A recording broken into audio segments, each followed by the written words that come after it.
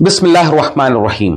अहले सुन्नत व जमात के नजदीक बरतरी और फजीलत का असल मेयार तकवा, इल्म और अमल सालेह है।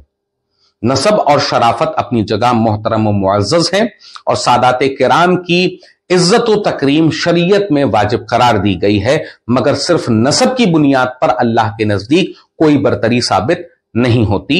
यानी शर्फ नसब एक अजीम नेमत है, लेकिन अल्लाह की बारगाह में मकाम पाने का मेयार सिर्फ और सिर्फ तकवा और अमल है। अब उसूली कायदा देखें कि अगर कोई सैयदजादा इल्म व तकवा में कमतर हो और दूसरा शख्स ख्वाह वो गैर सैयद हो इल्म व तकवा में ज्यादा हो, तो वो आलिम बाअमल अफजल शुमार होगा।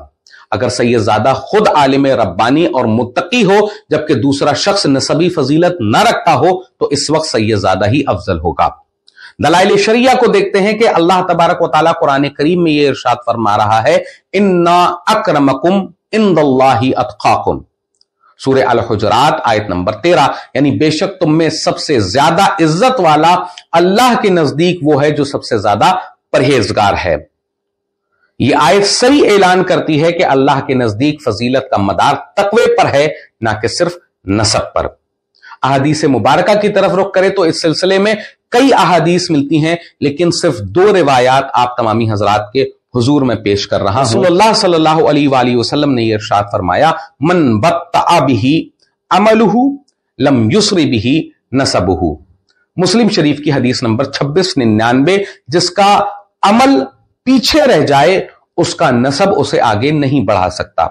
बारे दिगर इरशाद नबवी सल्लल्लाहु अलैहि वसल्लम होता है, इन्नल्लाह ला यंजुरु इला सुवारिकुम व अमवालिकुम वलाकिन यंजुरु इला कुलूबिकुम व आमालिकुम।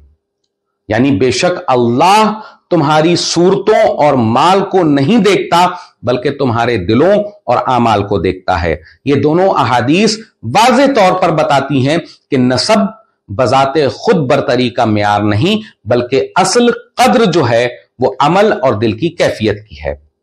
इमाम अहले सुन्नत मुजद्दिद दीन व मिल्लत इमाम अहमद रजा खान फाजल बरेलवी रहमतुल्लाहि ताला अलैह इरशाद फरमाते हैं फतावा रज़विया में कि शरीयत ने तकवा को फजीलत दी है, जैसा कि मैंने कुरान मजीद की सूरह अल हुजरात आयत नंबर 13 में आपको बताया, मगर यह फजल जाती है।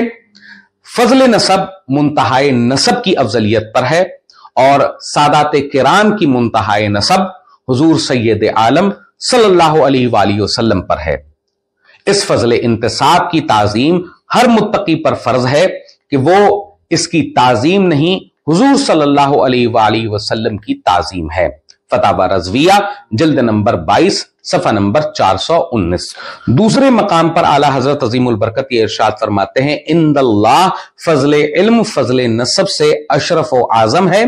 ये मीर साहिब यानी सैयद साहिब आलिम ना हो अगरचे साले हों, आजकल के आलिम सुन्नी सहीउल अकीदा के मर्तबा को शरअन नहीं पहुंचते। जिल्द नंबर 29 सफ़ा नंबर 275।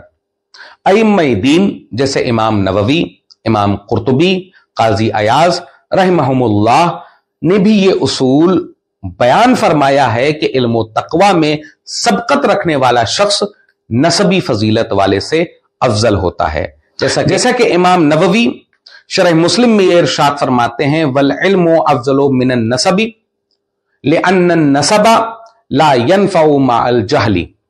और इल्म नसब से अफजल है क्योंकि नसब जहालत के साथ कोई फायदा नहीं देता। यानी इल्म नसब से अफजल है क्योंकि जाहिल सैयद इल्म ना होने की सूरत में अपने नसब से कोई फायदा नहीं उठा सकता। इसी तरह फुक़हाए अहले सुन्नत का मुत्तफ़िक़ा मौक़िफ़ यह है कि सादात किराम की इज्जत व तौक़ीर वाजिब है क्योंकि ये रसूलुल्लाह सल्लल्लाहु अलैहि वसल्लम के नसब पाक से ताल्लुक़ रखते हैं। लेकिन शरीयत के अमली और अखलाकी मामलात में बरतरी और इख्तियार के लिए अहले इल्म व तकवा को तरजीह दी जाएगी। अगर कोई सैयद फासिक या काफिर हो तो उसकी शरई तौक़ीर का महल बाकी नहीं रहता, हम उसके नसब का उमूमी एहतराम फिर भी बाकी रहेगा। अहले सुन्नत के नजदीक इल्म व तकवा की फजीलत नसबी फजीलत पर मुकद्दम है। سید ہونا عظیم شرف ہے، مگر اللہ کی بارگاہ میں بلندی کا اصل سبب عمل صالح اور پرہیزگاری ہے۔